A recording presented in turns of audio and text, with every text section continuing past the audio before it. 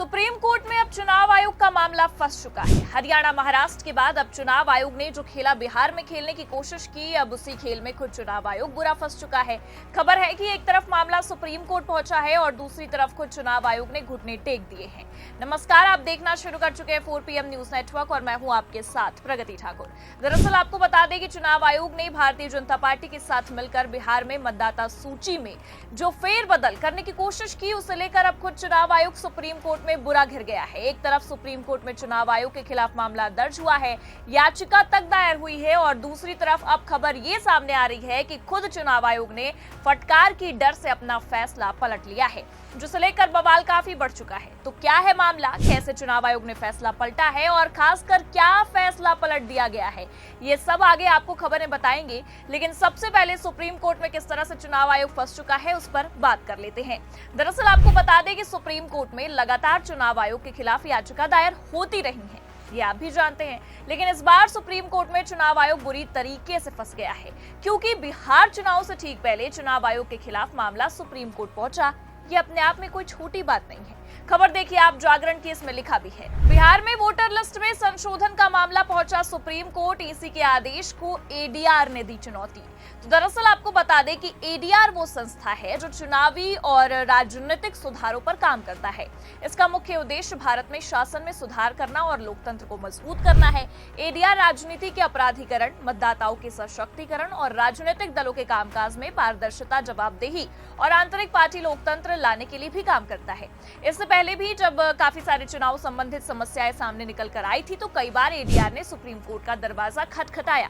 और अब भी आप देख सकते हैं कि एक बार फिर बिहार चुनाव से ठीक पहले सुप्रीम कोर्ट वर्सेस चुनाव आयोग की लड़ाई छिड़ने वाली है, क्योंकि एडीआर ने खुद चुनाव आयोग की सारी रणनीतियों पर पानी जो फेर दिया है। देखिए आगे खबर में बताया भी क्या है। बिहार में मतदाता सूची के विशेष सघन पुनरीक्षण अभियान का मामला सुप्रीम कोर्ट पहुंच गया है। गैर सरकारी संस्था एसोसिएशन ऑफ डेमोक्रेटिक रिफॉर्म्स यानी कि एडीआर ने सुप्रीम कोर्ट में याचिका दाखिल कर बिहार में मतदाता सूची के विशेष सघन पुनरीक्षण अभियान का चुनाव आयोग का आदेश रद्द करने की मांग की है। याचिका में कहा गया है कि चुनाव आयोग का यह आदेश संविधान के अनुच्छेद 14, 19, 21, 325 और 326 और जन प्रतिनिधित्व कानून 1950 और उसके रजिस्ट्रेशन ऑफ इलेक्टोरल्स रूल 1960 के नियम 21A का उल्लंघन करता है। इसलिए चुनाव आयोग का बिहार में मतदाता सूची का विशेष सघन पुनरीक्षण करने का 24 जून का आदेश रद्द किया जाए। हालांकि आपको बता दें कि एडीआर की ओर से अधिवक्ता प्रशांत भूषण ने सुप्रीम कोर्ट में याचिका दायर की, जिसमें साफ कहा गया कि जिस तरह उचित प्रक्रिया का पालन किए बगैर कम समय में जो दस्तावेज और चीजें मांगी जा रही हैं, उससे लाखों वास्तविक मतदाता सूची से बाहर हो सकते हैं, वे मतदान के अधिकार से वंचित हो सकते हैं। और ये अपने आप में बिल्कुल सही बात है। और इतना ही नहीं, बल्कि आपको ये भी बता दें कि खबर तो ये भी है कि एडीआर की तरफ से दायर याचिका में ये साफ कहा गया है कि अगर चुनाव आयोग का ये आदेश रद्द नहीं किया जाता है तो ये बिना उचित प्रक्रिया के मनमाने ढंग से लाखों मतदाताओं को मताधिकार से वंचित कर सकता है।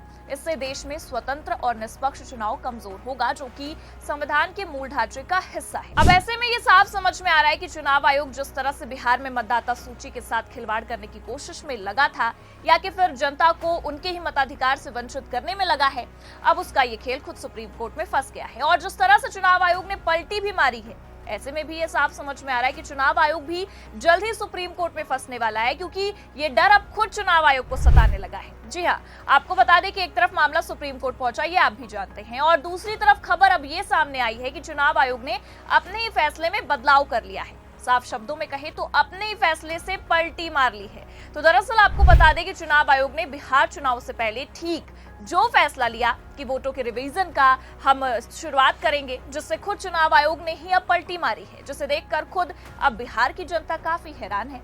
वैसे अगर कायदे से देखा जाए तो जनता बहुत पहले से हैरान थी, क्योंकि जो दस्तावेज चुनाव आयोग ने मांगे थे वो खुद बिहार की 99% आबादी के पास है ही नहीं। लेकिन अब हैरानी वाली खबर एक और सामने आई है, जिसे देखकर बिहार की जनता के साथ साथ खुद वरिष्ठ पत्रकार रवीश कुमार भी चौंक गए हैं। पहले आप बिहार के एक अखबार की कटिंग देखिए, जिसमें चुनाव आयोग खुद बिहार के वोटरों से अपील कर रहा है। देखिए इसमें लिखा भी है, निर्वाचकों से अपील, पहला लिखा है, गणना प्रपत्र बीएलओ से प्राप्त होते ही तत्काल भरकर आवश्यक दस्तावेज तथा फोटो के साथ बीएलओ को उपलब्ध करा दे।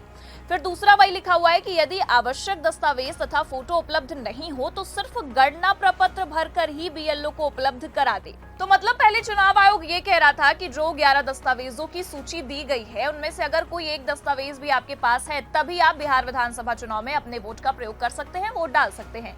लेकिन अब सुप्रीम कोर्ट में कल मामला फंसा। आप भी जानते हैं, काफी सारी खबरें सामने आई और आज सुबह सुबह बिहार के अखबारों में चौंकाने वाली खबर ने जगह भी बना ली।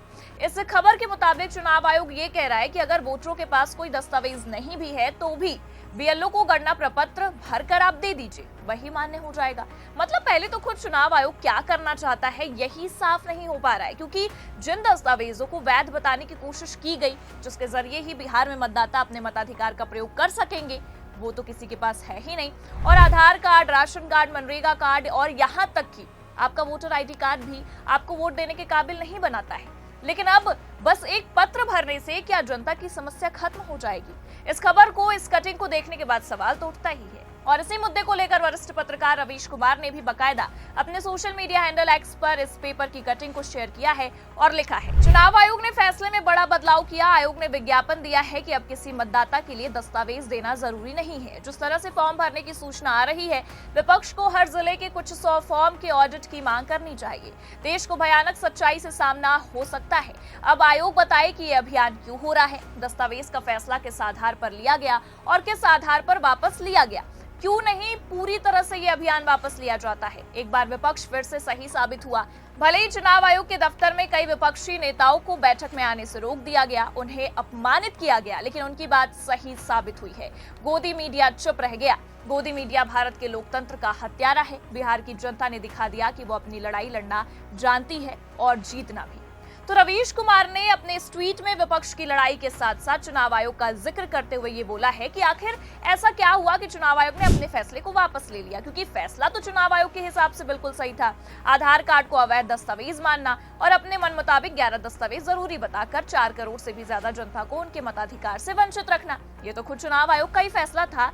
लेकिन अब चुनाव आयोग ने अपने ही फैसले से क्यों पलटी मार ली है, इस पर सवाल तो उठेंगे और इस बार जवाब भी देना पड़ेगा, क्योंकि अब मामला सुप्रीम कोर्ट में जो पहुंच चुका है और चुनाव आयोग अब बुरी तरह से फंस भी चुका है। ऐसे में आपको क्या लगता है, क्या चुनाव आयोग ने अपने ही फैसले को सुप्रीम कोर्ट की डर से पलट लिया है, या कि फिर बिहार में इसके जरिए भी नए खेल की तैयारी में चुनाव आयोग लग चुका है? अपनी राय कमेंट करके जरूर बताइए। ये खबर आपको कैसी लगी, लाइक और शेयर जरूर करें और अगर चैनल पर नए हैं तो सब्सक्राइब और ज्वाइन करना ना भूलें। देखते रहिए 4 PM न्यूज नेटवर्क। नमस्कार।